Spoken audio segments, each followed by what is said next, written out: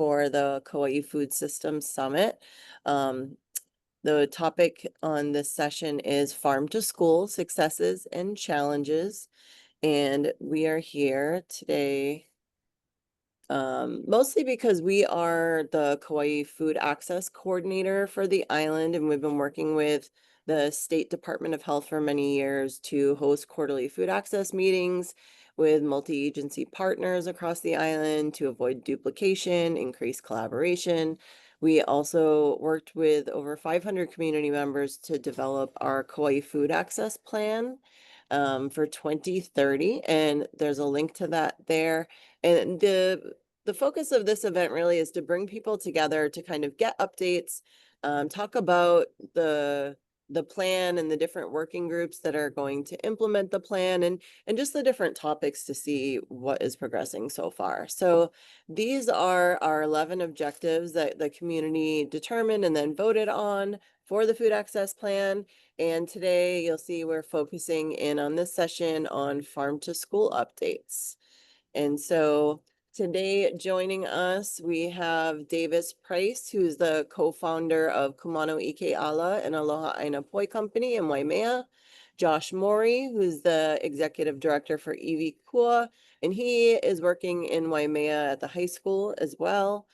Stormy Soza, who's the Kalo to Kula project manager for Mālama Kauai, and then Curtis Hiada, who is the program specialist in Hawaii Farm to School for Hawaii Child Nutrition Programs. Really grateful we don't have Curtis's headshot on here because he was grateful enough to, or gracious enough to, we're grateful for him to fill a spot that we had open on this panel. So I want to thank all of them for joining us today. And the format is basically each organization will give a little presentation, and then we also have time for Q&A at the end. So if you have any questions, if you want to add them into the Q&A box. The session is recorded. We had a lot of inquiries that wanted a recording, so it'll be on our YouTube channel after the session. But feel free to jump in and ask any questions in the Q&A, and we'll make sure we address. My name is Hulali. I also go by Stormy. Last name Soza. Born and raised on the island of Kauai in the Moku of Puna in the Ahupua of Kapa'a. So basically just an east side girl from the island of Kauai. Lived here all my life, spent a lot of time working in restaurants. COVID hit and Mālama Kauai rescued me from servitude, and now I get to serve my community.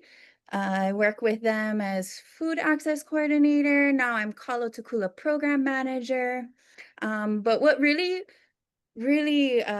caught my eye about Mālama Kauai when I was younger was that they were always championing, oh, that's a hard word. They were leaders in farm to school, and really wonderful collaborators and partners for farm to school here on our island. And when I heard about farm to school, I was like, wait, what? What are the kids eating then? They're not eating from our island? I didn't realize that in my teens and my 20s. So working with Mālama Kauai in farm to school really opened my eyes to what's happening on the island with our kids and how hungry they are in school. Same kind of like how they're hungry at home, right? During summer and spring break. But I got to work with a lot of teachers and other youth program educators who go out of pocket to provide food and snacks for their kids during the school day. You know, Mālama Kauai just shared a statistic. 1 in 4 keiki are going hungry in schools, and that just breaks my heart to think about that when we have year-round growing weather and wonderful āina and vai and kai spaces for us to cultivate food for our community and keep it here for our local community. So that's why I really appreciate Mālama Kauai, because their mission is increasing local food production and access for our island, and they've been doing that since 2006. They have a food hub in Moloa'a called the Moloa'a Āina Center. And with the farm to school work, we get to host interns and other students who want to stop by and check out a commercial kitchen, spend time with our product production team, and just learn what it's like to support farmers in that space. We're also going to be opening up Olohena Aina Ag Park very soon. If you're interested in farming in Olohena area in Kapa'a, there is a link on our website, I believe, for you to sign up for that. But hopefully we'll be partnering with the Kapa'a middle, elementary, and high schools for that ag park too, and hope they can integrate some of their farm to school work on the farm there, because it's very nearby to those campuses.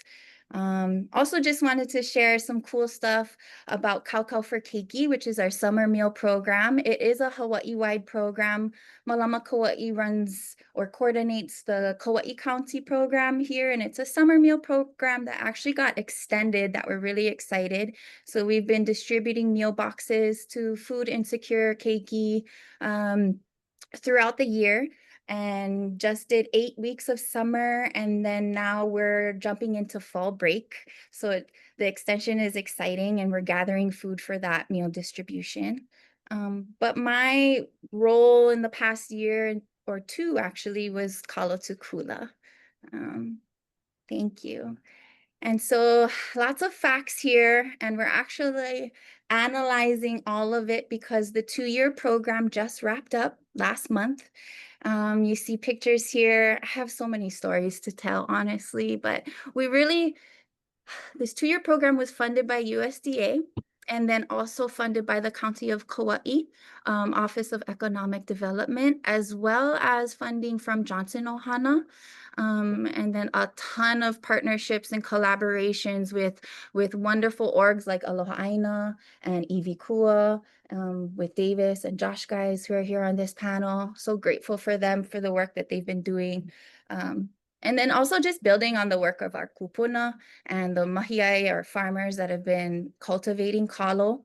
And really the goal of this is because we're from Kauai, we do grow a lot of kalo or taro, as compared to maybe some of the other islands in Hawaii.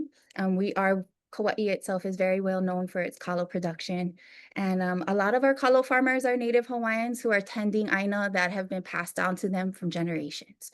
And so that was really important to us to support those mahiai, as well as the others that we support, through other program and channels. And so I think the goal was to reach 1,000 students, and because of the collaborations that we had, we were able to reach over 5,000 kids. And some of them are pictured here. On the bottom left, there's a field trip that happened. There was actually very many field trips and activities that the kids could get hands-on and learn about Kalo, because the goal of this program was to help Kalo reclaim its rightful place on our plates, on our tables, in our daily diet lifestyle, and really just refocusing Kalo as a focal point within the Hawaii Farm to School movement because of how important and sacred it is to us as Kanaka, as part of our genealogy or our mo'okuauhau, but also as such a vital cultural carbohydrate that's high in nutrition for our kids and also helps to keep them satisfied and full. So of course, getting hands-on and getting the kids on the farm was really important to us. We shared funding with schools and youth programs that were running during the summer and fall and spring. And kids got to get out there and meet farmers and spend time in either a mala kalo or a lo'i kalo. They got to pound poi.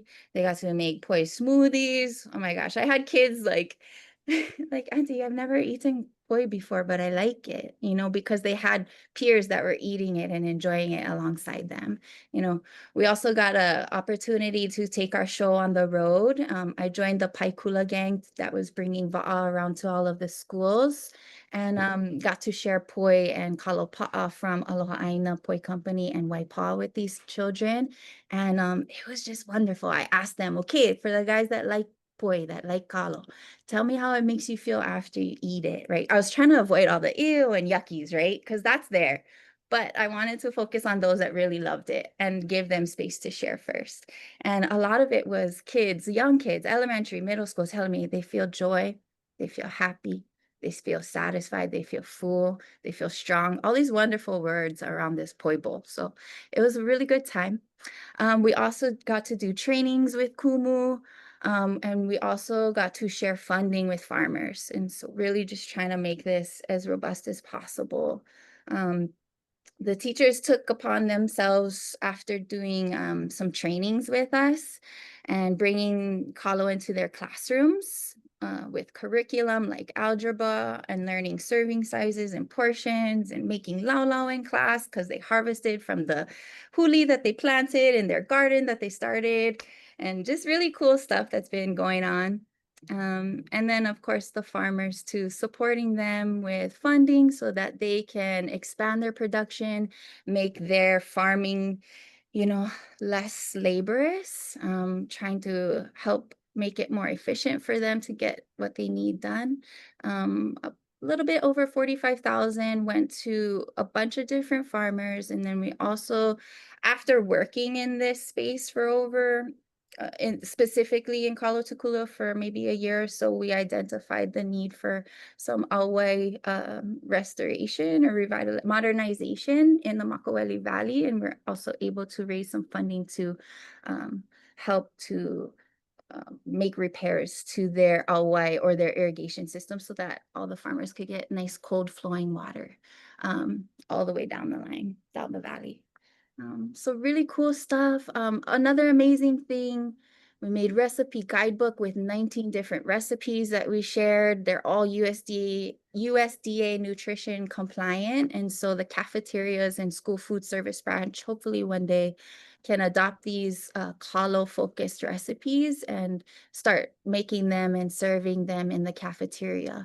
And then to make it easy for the cafeteria to adopt these recipes, we focused on making recipe ready ingredients for the cafeterias to purchase through the food hub, like pre-cooked frozen luau that they can just open the bag and add to things, and kalo pa'a as well, or cooked kalo, and then of course the poi. And then we also dabbled in kalo flour and kalo fries. We unfortunately didn't get any food into the cafeteria during these 2 years, but we were able to serve 10,100 pounds of poi over the course of 3 summers through the USDA meal program. Sorry, 2 summers. That Kao for Keiki summer meal box. So we count that as a really big win and proof, because when we survey our Kao students who receive those meal boxes with those bags of poi inside, and we ask them, because they have like maybe 10 other items in that meal box, we ask them, okay, tell us your top 5 favorites. And poi was always in the top 5 every time we surveyed them. So just proof, yeah, that it's vital and important. Schools, yep, community partners. Thank you so much, Malie, for the slide change. I guess we can say DOE in progress with bringing Kalo focus meals onto the cafeteria menu is being made slowly, but they are planning for it for this school year. So that's really exciting. Continued advocacy is going to be ongoing. You can subscribe to our Farm to School e-newsletter. I'll drop a link maybe in the chat, or maybe Malie can. If you want to know anything more, ask this a question. Let's see. Oh, and then I guess just to wrap up, if you want to get included with Mālama Kauai things, we do need some volunteers straight away. In October, we have a Kao for Keiki packing, that distribution we need some help with on a Friday, October 3rd in Lihue at our Mālama Kauai food hub there. And then we're also having a tree planting party at the Olohena Ag Park. So if you want to be there with us on this first kind of monumental orchard planting extravaganza, that's going to be Friday, October 10th. So thank you so much.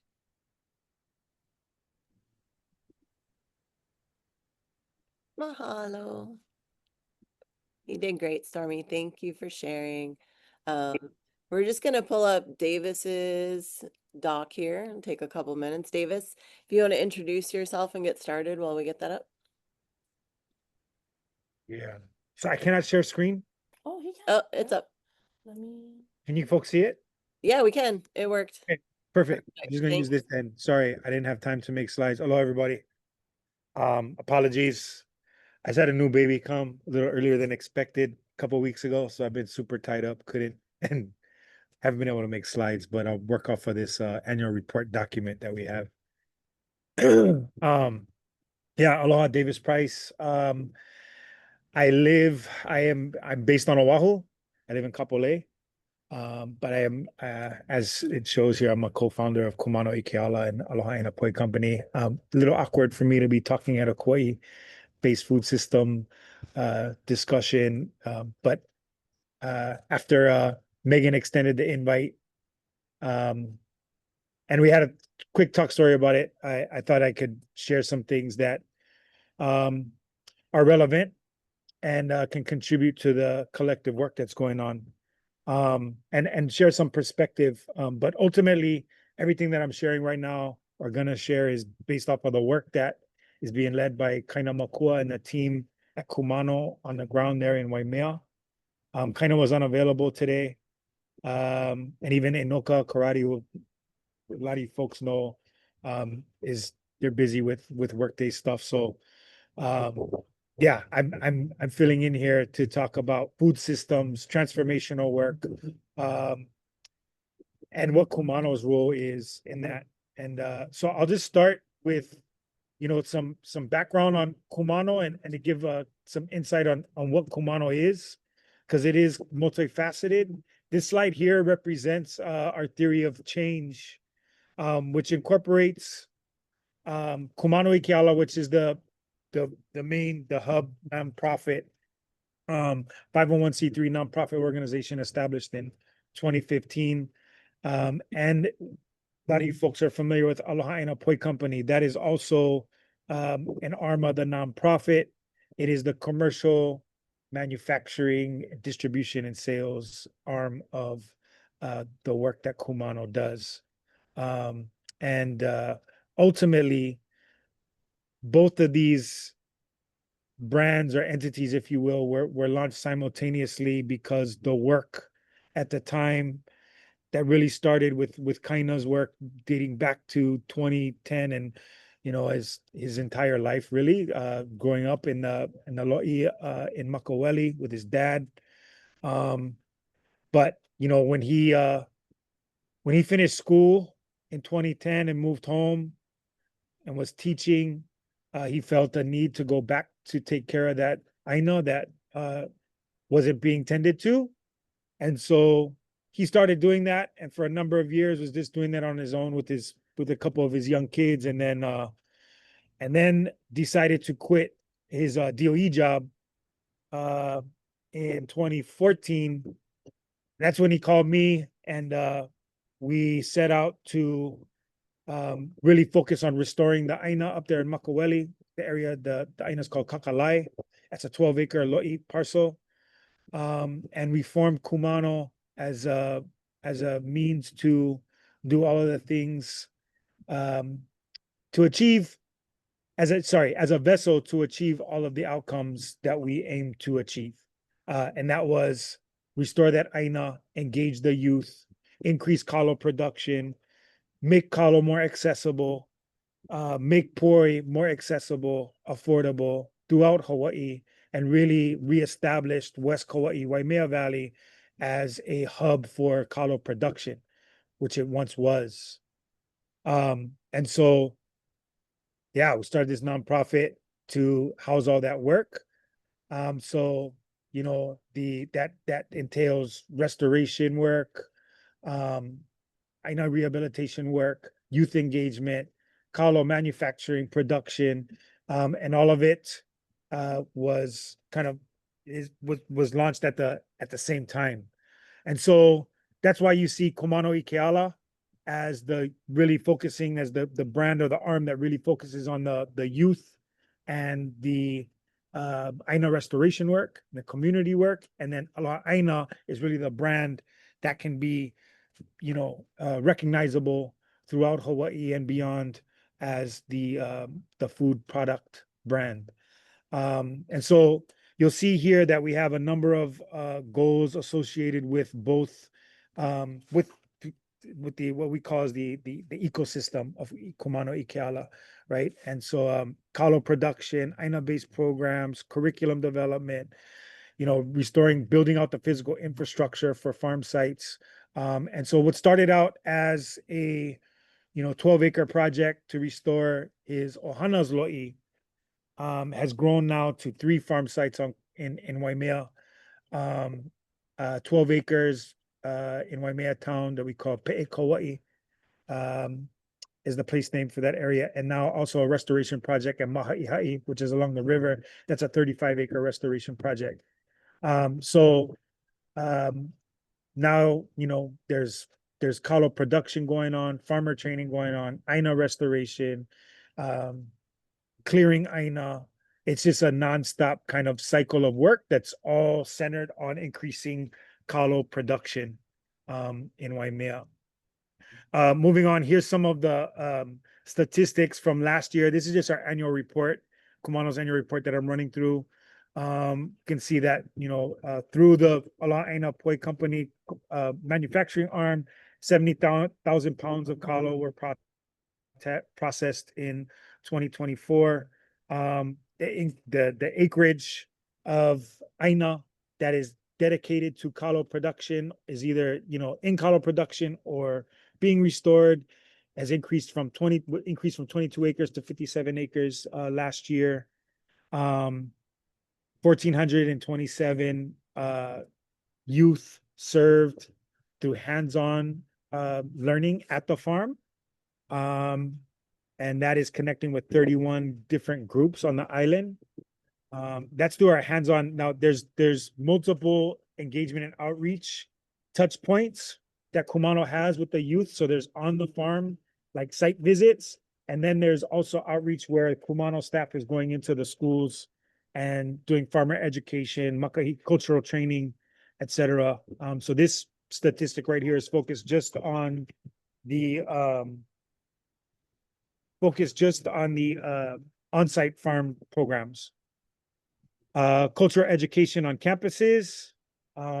That's where, the staff is going out into the schools, training, providing makahiki games, exposure and education, as well as traditional Hawaiian agriculture and food systems education. So 3,500 students reached there.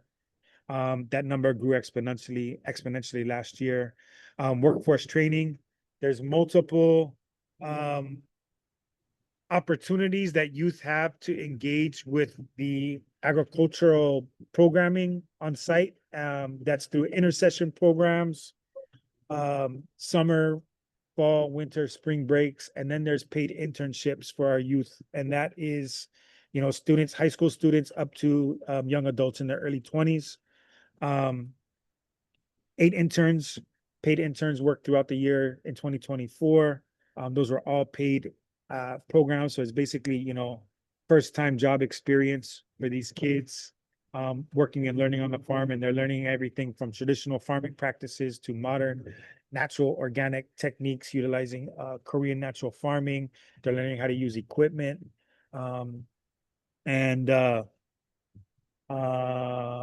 Last statistic here is volunteers. So through community work days, we've reached, last year reached 586 volunteers for a total of 2,400 volunteer hours. So this is just to give you folks a snapshot of the work that Kumano undertakes and contributing to the food systems transformation work on Kauai. And to tie it back to the farm to school work, back in 2017 and 2018, one of the first grants that Kumano got was through was through a REACH program by the lieutenant governor at the time. It was an after school program. And that was, one of the first grants that was utilized to support the work that Kaino was doing and bringing students up to the farm during after school hours. And through that program, we got connected with Jason Watts and the āina and learned more about the āina Pono initiative. And then eventually met Dexter Kishida and whatnot. And so fast forward a couple of years, 2017, 2018, we were part of an initiative.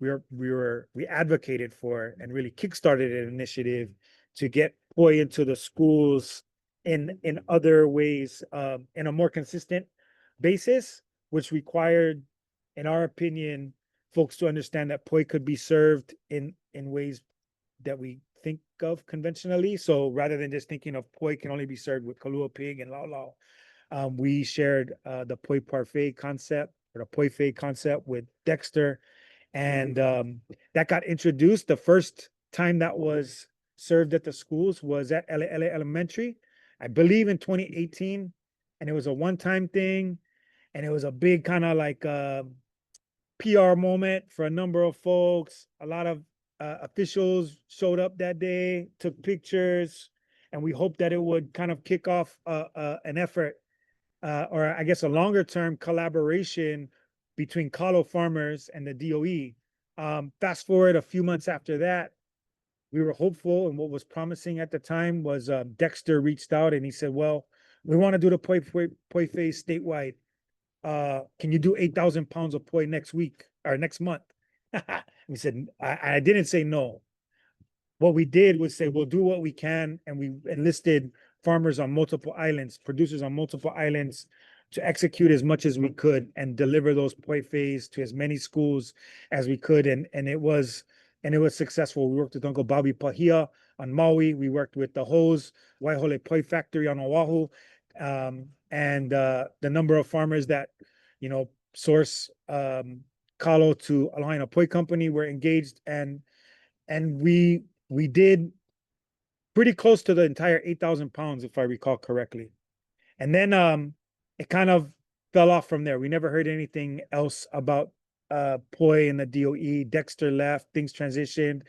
We heard all of the reasonings, the justification for not being able to do it from the DOE's end that have to do with procurement, which, is understandable. And we were hoping that gave them some recommendations on how they could address that. And ultimately, we haven't, up until 2 years ago, we weren't engaged for any of the efforts to do poi to school. And now Weston's there, and he has been reaching out to multiple producers, and we're trying to provide as much information as we can to ensure that this does happen, that we do create a regular and consistent pipeline for poi to get onto the school meals. I'm hopeful that I'm what's the word I'm looking for? I'm grateful to Weston for his effort, and I know he was supposed to be on this call originally. Not sure what happened, but I'm grateful for his effort, and I think that the more that we can collectively advocate for the really common sense reasons why poi should be a regular ingredient, or any Kalo product for that matter, regular ingredients, regularly included in school meals, is really important.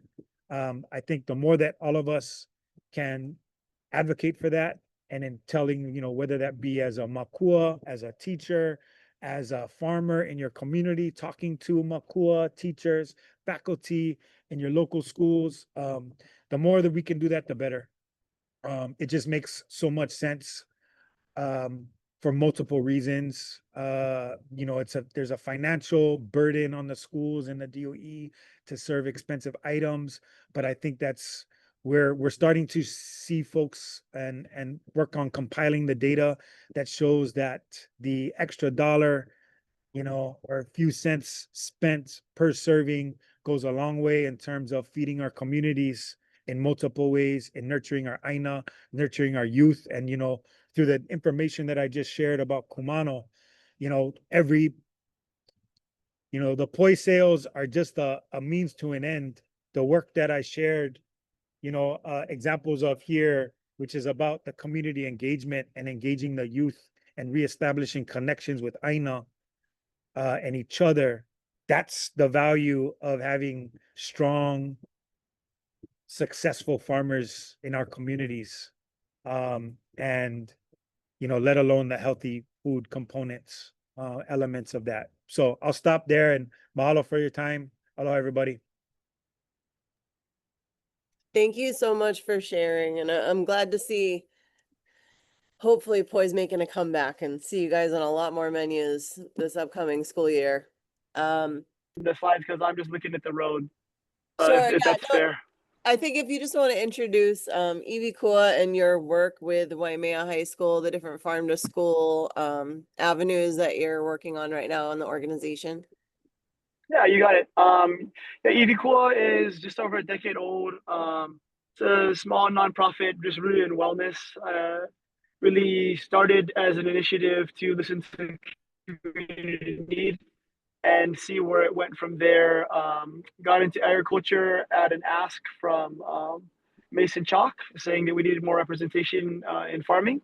And so really chased that down and said, okay, if that's a space that we're needed in community, we're really happy to help. From there, it kind of had an opportunity open up to, as we listened and see what was going on, an opportunity opened up to learn and really quickly advance into aquaponics, which it was really an eye-opening opportunity for me because the first time I ever worked in aquaponics, I said, "Oh, this is a Hawaiian food system. Wild. This is just using modern technology. This is accessible. This is ahupa accessible to everybody in their backyard or whatever scale you're capable of working in." And that's really where the aquaponics interest really started, was out of necessity and out of opportunity. From there, we've grown into all the things that we're doing. We took that ahupua'a model and stuck to it, and it's something that we've created our entire organization after, working within wellness. So we do have our Mahi'ai program, Namai Ho'okoa'e, which partners with Waimea High School. We're one of the only organizations in the Āina that shares a site with a public school. It's been interesting. It's been really amazing. We were invited to come up there during COVID. Principal Mahina reached out, and it was not anything that I thought I'd ever do, but really amazing journey over the last 4.5, 5 years, I suppose. And just really feeling that out. And now we're taking it to another level and listening to see how we can continue to grow that program, and working with some really amazing partners in Newman's Own Foundation. One of the reasons that I'm up here for a Native Nutrition Conference in Minnesota with Newman's Own. And we're working to support Kawakini in building their own farm, not an IWIKUA owned farm, but just we were able to get some funds and build some capacity working with KCC to develop some agriculture classes through Hawaiian Studies at KCC for Kawakini students to achieve early college credits. So that's one of the ways that we're trying to help with the ag area. But yeah, those are our two main school programs directly with ag, where we have food, helping students learn on site. And it really speaks to more about, I think, the space we've seen ourselves getting into, and listening to community, listening to other organizations, and seeing how we can be there to support is to decentralize agriculture. There are literal gatekeepers to agriculture on Kauai. I don't know if anybody in here has tried to get leases. It's not as simple as we might hope, especially even if you have a great business plan. Sometimes that bar is really, really high. And so we kind of kept on stripping it back further and further. And one of the ways we did that was, okay, even if we have all the land, I think during COVID, I was fortunate enough to be on a phone call with a politician who called up and said, "Hey, we get this idea of taking all the ADC lands out in Mana and Kekaha. We're going to turn it into Hawaiian homes." And I was the only person on that call. And we both said, "That's a terrible idea." And that person, that individual, that politician said, "Why?" He said, "You haven't built capacity. You're going to turn all this over and you don't have there's no capacity for it. So really you're passing the buck of failed land tenure from these big chemical companies. You're passing it on to Hawaiians, which is really a bad look. That's really unfair." And so in that, I started to think, man, how do we build capacity? So when Davis and those guys are able to get poi to all the schools, how do we help provide a pathway to that ono, to that desire to eat their food? Because being at the school and working on a couple of different ag initiatives up there, one being large scale composting, we realized that kids don't eat their lunch.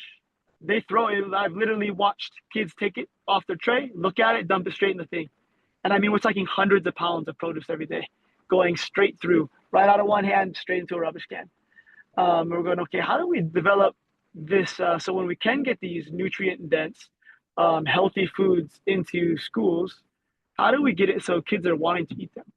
And so one thing that IWIKUA has started to work on with all of our wellness programs is decentralizing it. You don't have to come to us. Let's create educational opportunities. You don't have to come to our farm to work. How do we get you to have an understanding and feel satiated with your kuleana as a Kanaka or as a person in Hawaii to do your kuleana, to enact it, whether you live in a high rise? Is there a system we can help you with? So you're growing a nioi plant, you're growing a tomato plant, but you're at least starting to develop that ono, a desire to grow food, to be in relationship with food. And hopefully, this is able to play a part in then passing it on to the next organization or group, or that person wants to go to college or whatever. So we help just kind of spark that with meet the community wherever they're at. And we have a really amazing partner in that, in Kanai Okana, in our Ho'olumeai program, which we're a part of, in teaching different diversified agriculture techniques across community. And we're in our second cohort of that. So just, these are all new things we're just starting. And again, just seeing, how can we really support and take the, support those who have a strong land base, support that. And how do we support those who don't have a strong land base? And with our kids, none of them own land, so if they can start to think really, really interesting thoughts and really creative thoughts, and they're not barred by, like a 20-page application for land, they can really let their mind grow, and they can kind of just, how do we feed into that? How do we help support them? And so that's kind of where we've gone. And so at Waimea High School, we work with the ALPS program.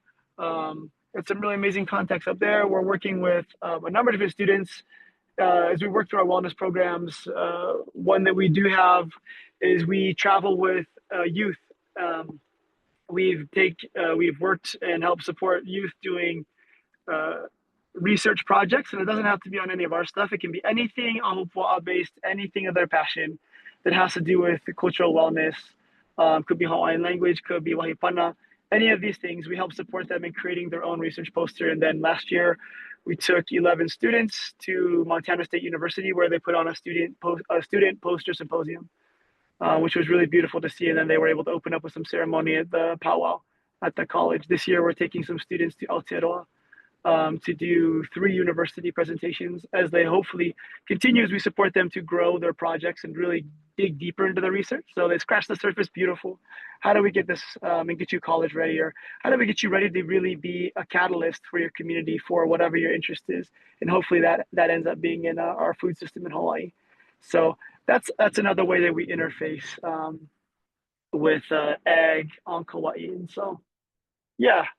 Sorry, I'm driving around downtown Minneapolis right now. I've passed my thing like 7 times, but it's all good. I'm really happy that I was able to make the call, and I'm really happy to share with some of these initiatives, and definitely shed light on some partners like Mālama Kauai, who is constantly blowing everyone up, and I mean that in a really good way, really pushing to make sure that these conversations are pertinent. I know that Kauai, there's a lot of really amazing farmers, not just on the west side. There's people doing stuff all over the island. And unfortunately, as we know, farmers, sometimes we don't have an opportunity to get out and go see everybody's places. So these opportunities are great to check in and hear, what Kumano and the like are doing, to hear what Mālama Kauai has going on from Holali. Just, it's a real honor to continue to hear that. So, yeah. Mahalo. Megan, what's up? Wow. Thanks, Josh. I know you're driving, you're a little bit robot, but we got the gist of it. It was great. And we're gonna go next over to Curtis, and we are gonna have a Q&A. So if you want to stick with us, maybe by the time we get to Q&A, you'll be at your destination. Right on. Thanks. So next up, we have Curtis Hiada from the Hawaii Child Nutrition Programs. And he is the program specialist for Farm to School. Okay, so my name is Curtis, and I have been in child nutrition for 25 years now. And I've been at this position for 3 as a Farm to School specialist at Hawaii Child Nutrition Programs. I actually worked at School Food Service Branch, and when they did that, it's kind of interesting because when they did the Kalo parfait, I actually worked on that project with Dexter, and I was the supervisor for Kauai at that time. So to hear about it, I'm like, wow, okay, it's been years. But I can go to the next slide. So this is our newsletter, and so in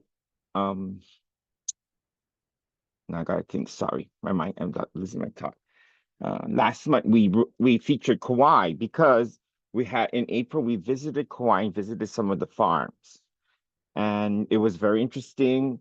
It was a total learning experience for me because I grew up in the city, so farming is really different for me, and we didn't even realize that Kauai had 2 slaughterhouses that are still in operation, and it was very exciting and interesting to see all the different things that are going on in Kauai. And we also did go to the farmers market, and we did try the white pineapple. Of course, we had to buy some and bring it home. So we did have to buy extra suitcase when we were there to pack the pineapples to bring home. But it's very exciting to see what all the farmers are doing in Kauai.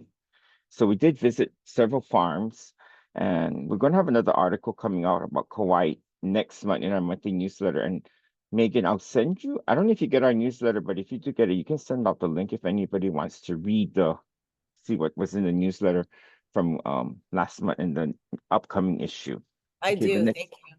Yeah, the next slide. So one of our things that we do is for our office is we have grant money. So we had grant money to run a team nutrition local food grant where we develop recipes using local foods. Unfortunately, we did not use Kalo. We chose 4 vegetables. We tried to choose things that wasn't very common. So we took the pumpkin, which is kabocha. We also used the bok choy. We also used let's see, I'm trying to think now, sweet potato, and the last one was ground beef. So we developed recipes around this. And part of this initiative was we did a local food for school grant, which the USDA gave us $600,000 for us to buy local food that we can place into the schools. So if they would use these recipes and make it for the students. So of course, part of our challenges is to get the schools to use the recipes and to use the fund, because our funding will pay for those items, and it's expensive, right? Local beef is expensive, but we pay for it. It doesn't come out of their budget. So we really encourage them to use this program. So it has been extended for 1 more year. Actually, our program ended last fiscal year, which will end at the end of September, but we did extend, the USDA allowed us to extend the program for 1 more school year. So we're hopeful that they will start to start using the money to buy local products to put into the school meals. Okay, our next slide. So part of our program, and I know Megan does a wonderful, wonderful job with Kau for Keiki, but it is across the state. We do sponsor sites through all the islands, and they pack boxes to give out to the students during the summer months. So I'd like to tell you that most of the boxes have Kalo in it. So either they have poi or they'll have the fresh Kalo. Well, it's steamed, all right, so they can just eat it. So the sponsors have been really good about using local products. So we encourage them to put local products into the boxes. I know Megan does. I've seen her box. Shani came back and she's showing me the pictures of your boxes, Megan. It's unreal. The amount of local products you put in there is wonderful. So most of our sponsors really push for local products. Okay. And part of my job is, part of my job is to do educational farming, or I guess education for the students. So that was our bean sprouts project that we did this summer. So we did this project where we gave out bean sprouts to the students, and they could grow the bean sprouts in the water bottle, so they could try and grow it and see how they could get how the bean sprouts grow. Okay, next slide. So the other thing that I want to share, which is this opportunity that we're going to start, we just announced it 2 weeks ago. We have a hydroponic grant opportunity now that we are giving away from our office, the Hawaii Child Nutrition Program, and we are giving money for the schools to buy. So it would be for the schools to purchase either a hydroponic system that's already made, and or they can, and all the supplies they need, so seeds, nutritional, fertilizer for the water, or they can build their own. So we are promoting this right now because part of our, like I said, part of our grant money is to promote nutrition education and farming. So that is what we have in the works right now going out. I hope I know a lot of you guys work with the schools. Please encourage your schools to join this program. It is open to the DOE. The DOE school, all schools can take advantage of this money. The grant runs either $500 to $5,000, depending what you need, your needs are. And we've seen many systems. Some systems run around 1,500. And we've seen one that ran closer to $5,000. So that's why we ended up with that $5,000. And then there is an educational component. So we do encourage that the teachers get involved more than the cafeteria managers would be involved in this. Okay, next slide. Okay, I'm done then. Okay, sorry. It's short. I wasn't prepared to give too much of a speech, and I don't have a camera on my laptop, so I can't show you what I look like. Thank you. We are so grateful for you coming last minute, Curtis. Like Davis mentioned, we did have Weston, the DOE side, School Food Services branch, and Charlene was amazing enough to ask folks on our staff. And Curtis, you know, with all your experience on Kauai, it's great to have you here as well. So if anybody from the audience has questions, you can go ahead and put them in the Q&A. I do have a few here for our panelists. One of the questions is, what can families and community advocates do to help move forward farm to school efforts? I know, you know, this became one of our working objectives for our plan because so many people are passionate about seeing it moved forward, but they're also in very kind of powerless positions, they feel like sometimes, to do anything about it. So how can they be supportive? Anyone can jump in. I would say the way that they talk about it, maybe with their kids and having conversations about food and being positive role models when we speak about our cultural foods, and um, maybe encouraging them to try things on their plate. I know exposure is hard, and like you put it on the plate and you take the time to make it for your kid, and your kid's all picky and just wants to eat cup of noodle, and you're like heartbroken. I've been there as a mom, and it's hard, like especially being in this space of being such a big advocate for it, and then my boy's like, nah, I don't like it. I'm like, oh my gosh, okay, well, why, and Same. yeah, and I've so many friends and family members, and that was the biggest thing I think when we started talking about Kalo to Kula was like, okay, let us know, Makua parents, families, let us know what your kids like to eat. And maybe we can get Kalo on the table. Are you interested? Are you about it? Are you supportive? And a lot of them are very supportive when we ask. They get it. They're like, yes, of course. But I'm afraid it's going to be wasted. And that's what Josh was saying, right? How it just goes from the plate to the trash can. Ouch, that's so much work and effort. And I would hate, so like talking about the kids, also being open to like incorporating Kalo or other local foods in and swapping it out for the things that are imported, right? The simple swaps, like a purple Okinawan sweet potato instead of a russet from Idaho. That simple swap makes a big difference. And then just being like, kind of like, my kid really likes experiments. So I kind of frame it in that way, like, hey, help me make this. It's an experiment. We're going to try it out. Maybe we'll even judge it after to see who makes the best one even. So cooking with your kids is really fun. Going to the farmers markets together, making some farmer friends and bringing them out on āina. They're also very, just influenced by their peers. So getting like some of the field trips that we had teenagers as helpers for the farmers to coordinate, help with the day at the field trip. And I know Kumano does this too, where they have younger kids as like their staff that are taking the visitors around, and just having the information come from their peer as opposed to an adult also makes a big difference too. Awesome. Curtis, do you have anything to add to that? Because I know you work at some of the larger institutions.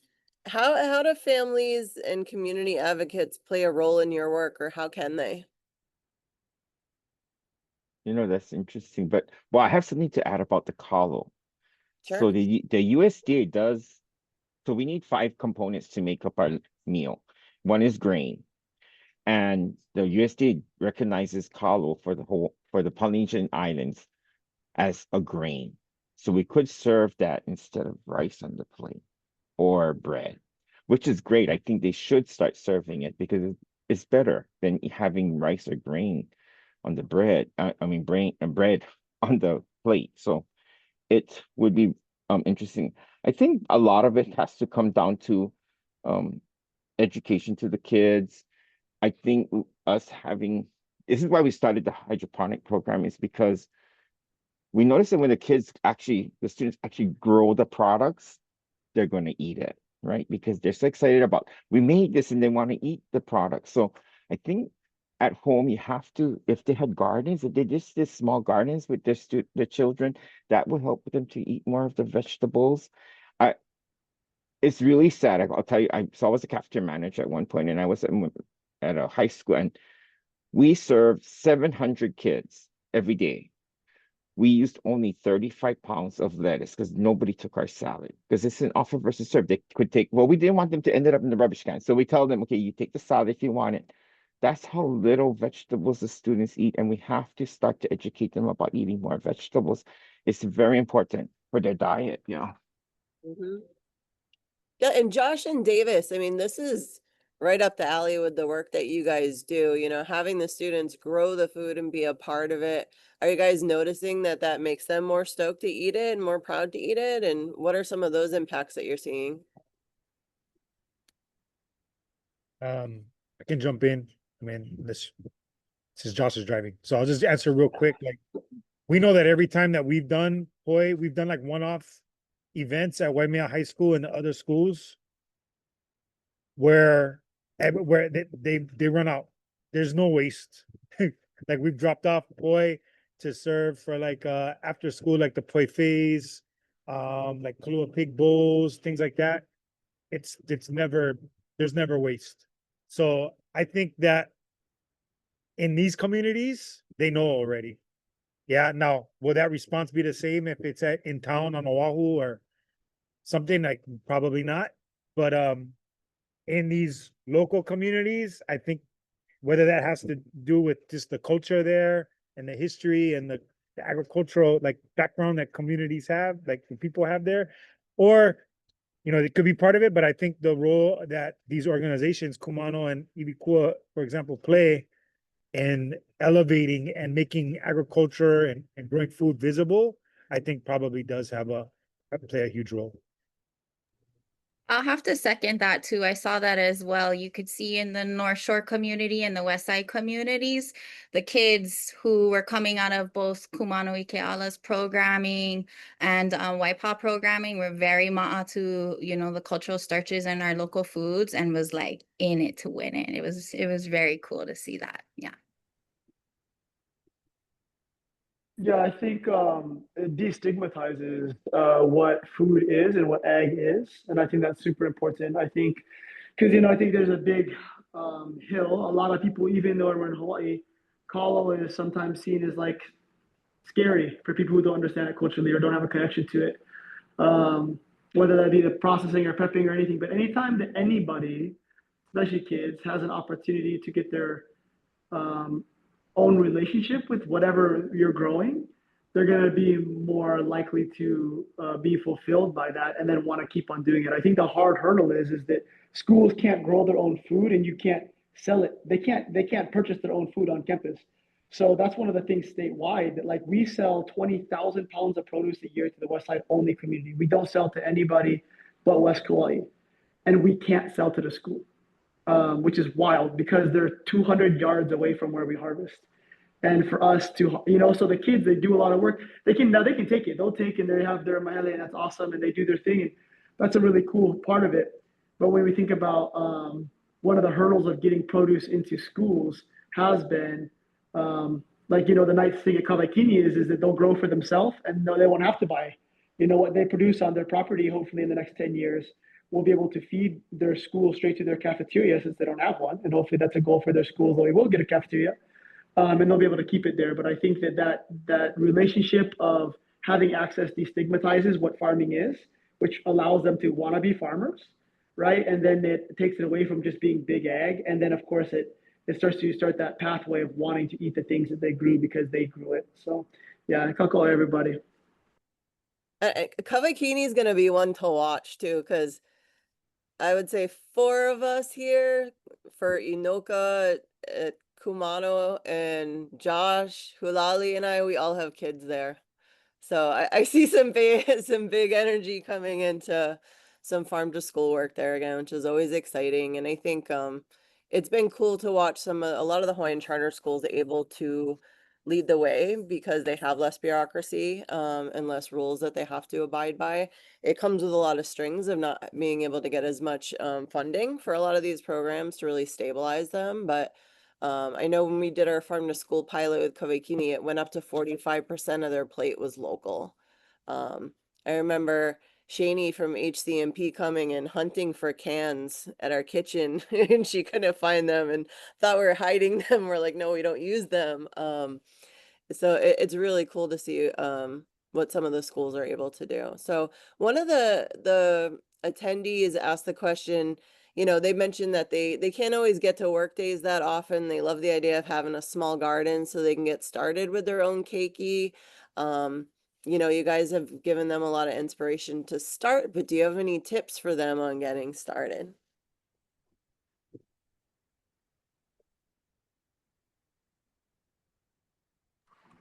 I would say have fun. Make it as fun as possible. I think that's the lowest bar, the funnest thing, whatever it is. And just go into it knowing that you're going to fail, but failure is so beautiful. And the best thing about failing when you farm is that it's edible. Like nobody's farm looks like Better Homes and Gardens or whatever magazine you might think. Those are Photoshop, that's a photo shoot. Whatever you grow, you're gonna struggle, but learn and just be there for the process. And if you're having fun doing it, and it's something that you're working with your kids, and it's whatever it is, something small. Oftentimes, like when we work in our Hold the AI program, we'll start with something really small. Like let's talk about mulching, and we'll do whatever you want. Let's do a plant and have fun with that plant, and then grow it into. Then their ideas get really, really big, and that's for adults. So I've seen adults really find an interest from starting from something really small, and they had that joy and that fun of trying and failing and trying again. And then they go nuts. Second year plan is like, oh, and then we're gonna cut out our whole tree in our yard, and then we're gonna do this, and it's like, whoa, whoa, whoa, whoa, whoa. Which is awesome. I don't want to restrict that. So I think that my best advice would be is to just know whatever you do, make it fun. Whatever system you try, you want to do mulching, you want to do gray water with whatever it is, I would say just have as much fun with it as possible.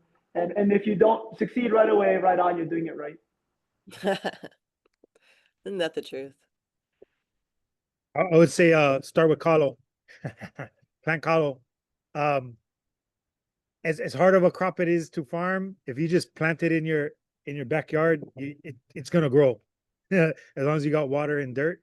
And so that little bit of inspiration of seeing things grow out the gate is always good. Whereas like, some of those like, the vegetables are they're a little bit more work and tedious to get going. But in the long run, Kalo's a little bit more strenuous and a longer because it's a longer crop. But ultimately, just to get something going in your backyard, put the Kalo in the ground, make that your foundation and your base, and everything will fall into place from there. I was gonna say the same thing because we've done so many school gardens. We've run the school garden network since 2010, and I've seen so many school gardens die. And the things that don't tend to be Polynesian crops and fruit trees. So if you want success, you want a lot of food, you want it to be slightly easier, you're newer to this, it's really a good way to go. And it might take a long time before your family gets that lao lao, to celebrate the win, but it's worth it. And for picky kids, I gotta say my kid will not eat anything green at all, but he'll eat lao lao, he'll eat luau stew, and I think that's from being exposed to growing it at home with us too. And I'll say too, like all the farmers I know in my life, like not really being one, I'm more of like a gardener dabbler, but like getting creative, they're the most scrappiest, resourceful, will use, reuse, repurpose, remake, and they just get creative. And it's so impressive to see them make these things out of things that just look like rubbish. And then they're like, boom, you know? So the creativity is really impressive too. Just let it shine. Yeah.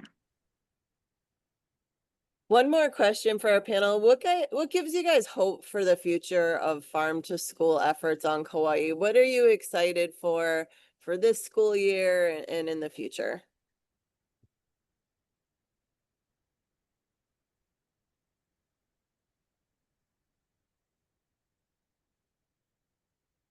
Anybody else is, well, I guess I'll just start now, just keep it short. All the work that everybody's doing, you know, there's collective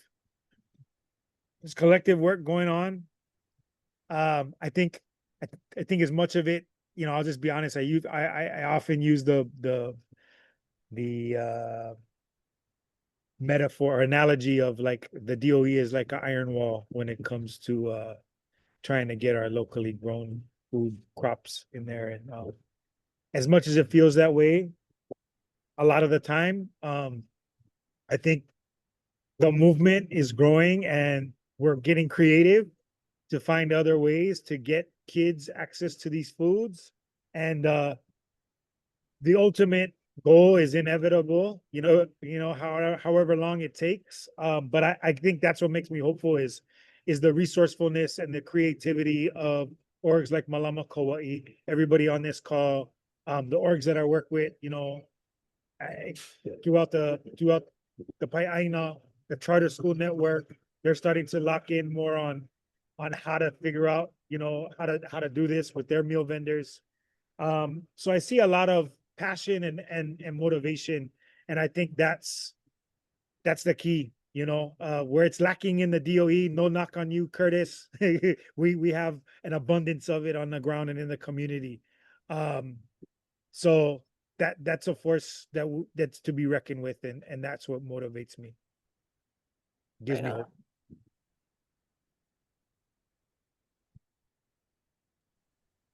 Can you repeat the question? I was saying, what gives you hope about the future for farm to school efforts on Kauai for this school year and into the future? Ooh. Are you gonna go mute and back out on me now, or are you gonna Because there's sirens in the background. I'm gonna wait. I'll go, Hulali. Yeah, I think Davis really nailed it. I think that there's an awakening. And I think what's happening is that there is starting to become some more not federal and not state funding to support that awakening. And I think that that's something that organizations are starting to utilize and starting to hui up a lot differently than in the past. And I'm really, hard times everywhere. When the pumpkin's making calls and cutting people's funds, but people are getting creative and they're going, hey, let's maneuver. And I really see that people are maneuvering and hooing up. And what I'm seeing is the kids now, these kids coming up, they're going to see how to maneuver that already. And I think that's something that I think is really, really hopeful. Where all of us who are in it right now, we're trudging a path on the shoulders of the kupuna came before.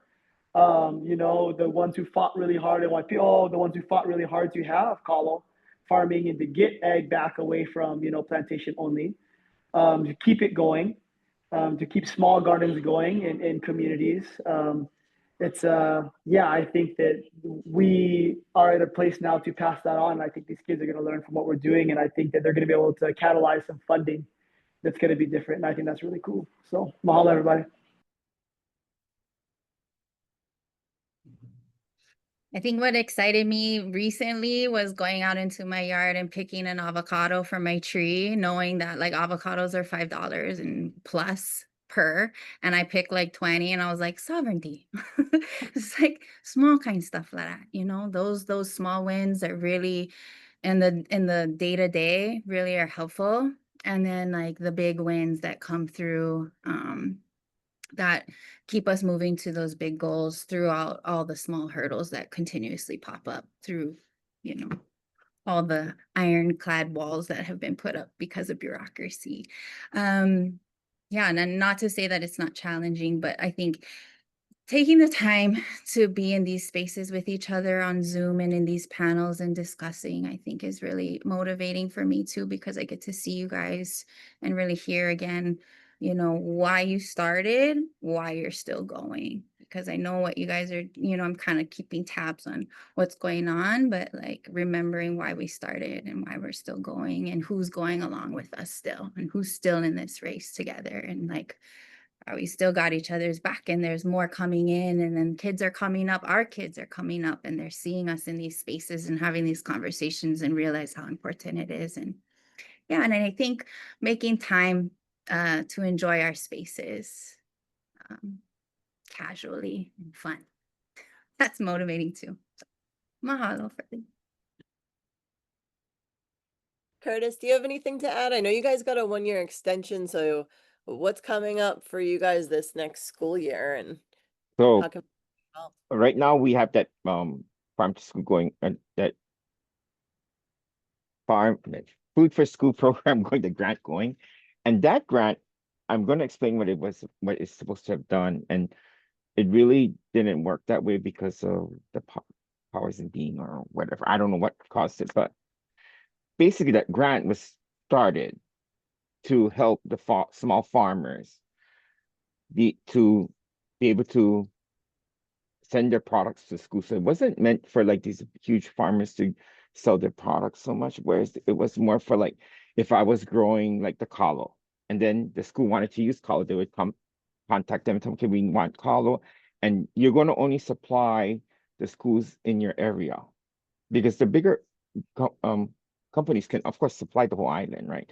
But this is to encourage the small farmers, and it was supposed to encourage the farmers to build more crops, because if the schools start buying it, they're going to grow more products. So I think I'm hopeful, because we're hoping that so we had a grant that was supposed to be that and like connected to this grant. It was supposed to have started, and it was like almost $1 million we would have had for Hawaii for the same project.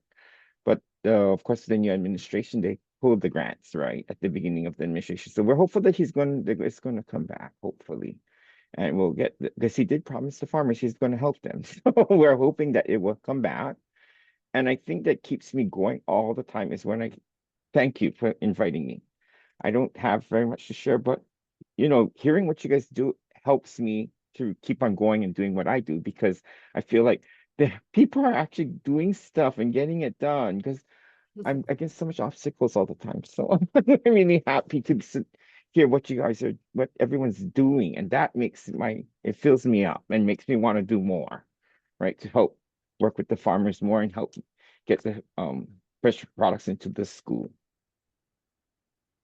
Thank you. I think that means a lot, because it's not always very often that folks from the governmental side of things take the time to be in spaces with us and have these conversations.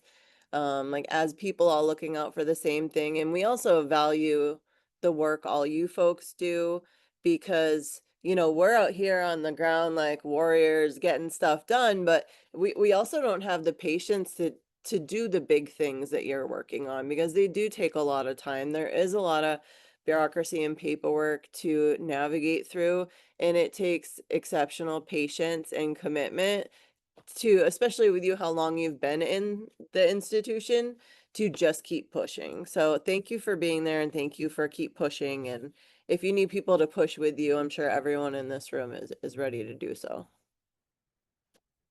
Thank you. Well, thank you guys, everybody, for joining us, all the attendees, all of our panelists. Really good conversation. I can't wait to see this work continue, and appreciate everyone joining us. And we'll see you on the next one.